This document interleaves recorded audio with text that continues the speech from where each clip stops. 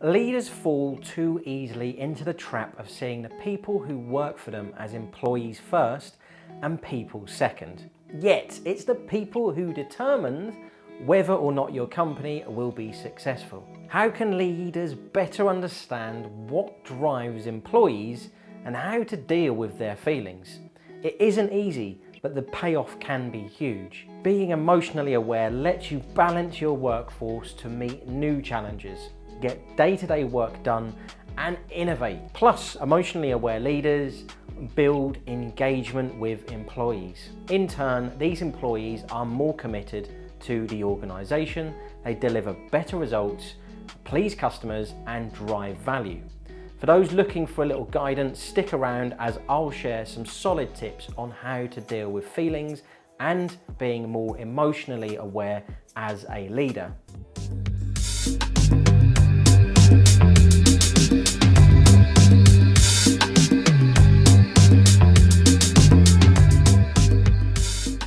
What's going on, guys? If you're new to the channel and like personal development, then hit that subscribe button.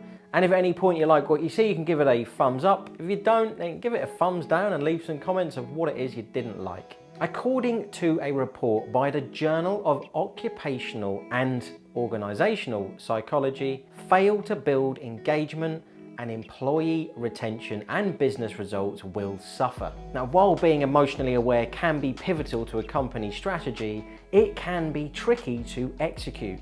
The best leaders are aware of the emotional state and cues people are sending all the time. Decoding emotion takes an understanding of different communications and personality styles. Now, the first thing you need to do is get in touch with your emotions. Many leaders think emotion is a handicap in the workplace, but it's actually critical to good management. Effective leaders lead with emotion. They do this by learning or using 4 skill sets. So the first one is self-awareness, understanding their own emotional state. Then you've got self-management, which is the ability to control their own emotions and reactions. You then have social awareness, the ability to pick up on emotional cues from others. Then you've got the last one, which is relationship management, an approach which combines communications and team building with the ability to manage conflict and influence employees. Now, if you are aware of your emotional state, you are living in the now, connected to your feelings and less likely to let them influence perceptions of others. You'll be open to the emotional states of your employees and able to understand where they are performing well and where they're experiencing difficulty. So identify the emotional cues you might be missing. Many people are experts at hiding their emotional states. While this skill may help them feel more in control, it can have a toxic effect on the organization, which is why it's so important to be sensitive to non-verbal and verbal emotional cues. Writing in the Harvard Business Review, Manfred F.R. de Vries talks about 4 toxic leadership styles, which could easily be employee behaviors with emotional cues. So the first one is narcissist. These people are entitled, selfish, inconsiderate. They need attention and put themselves above the needs of others. Emotionally aware leaders can spot narcissists for their self-focus, their charm, lack of awareness of others' needs, and self-directed worldview. They'll often start every sentence with I. They'll redirect conversations to be about themselves, resent others' successes, and scheme to discredit other employees they view as being against them. Try to avoid them. If you can't, make sure you think before you act with these personality types. You've then got a manic depressive.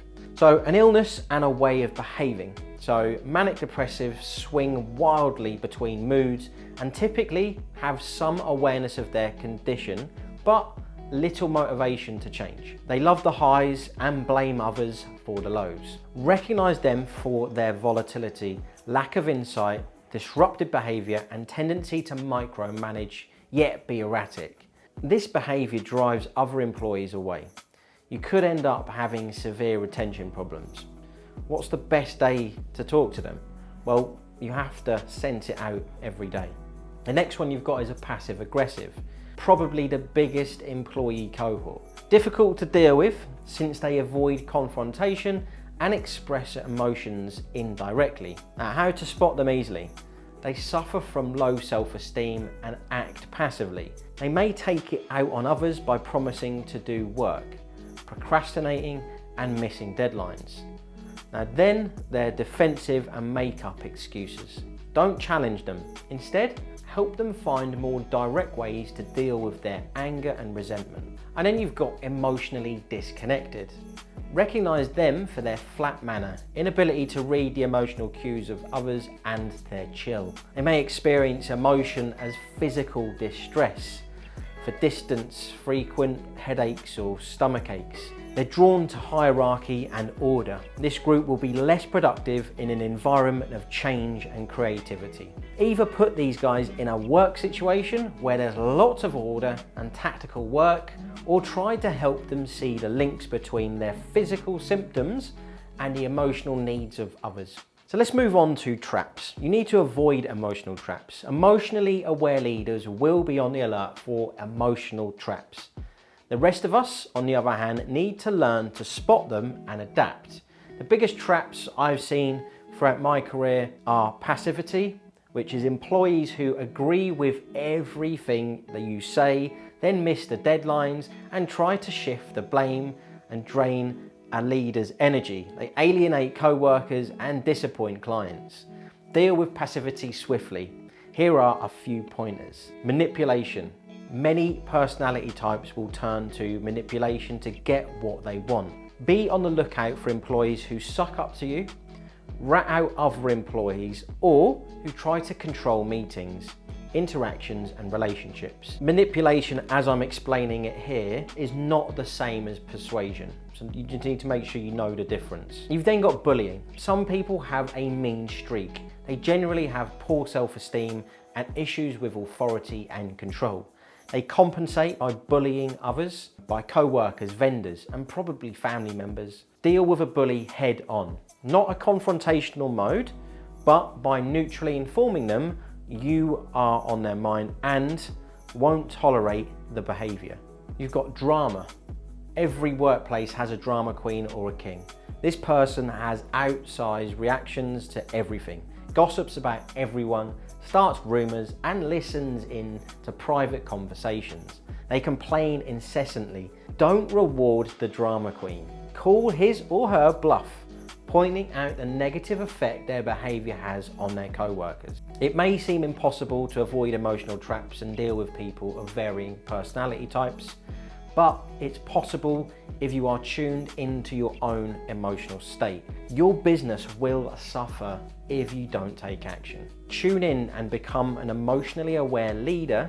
You'll be rewarded with better hires, higher employee engagement, more customer satisfaction, and better business results. Well, that's it for today, everyone. If you've enjoyed today's content, then please go ahead and subscribe. If you liked it, then give it a thumbs up. If you didn't like it, give it a thumbs down and tell us in the comments below what you didn't like. If you'd like to be notified of new episodes, hit that little notification bell. This has been Richard Rosa. Peace out.